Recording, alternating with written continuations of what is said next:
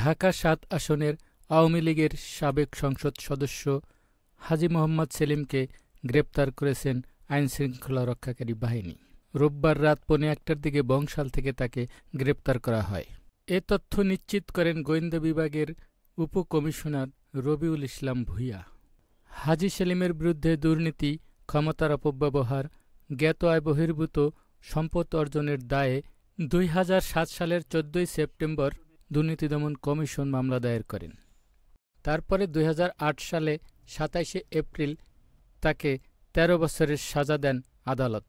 ২০২২ সালে তার বিরুদ্ধে ৩ বছরের সাজা কমিয়ে ১০ বছর সাজা বহাল রাখেন হাইকোর্ট।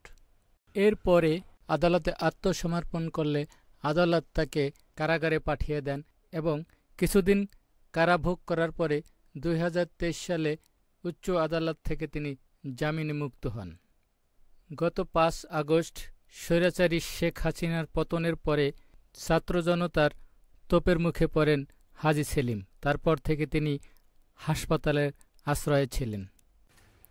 জানা গেছে আজ তাকে নিম্ন আদালতে তোলার কথা রয়েছে।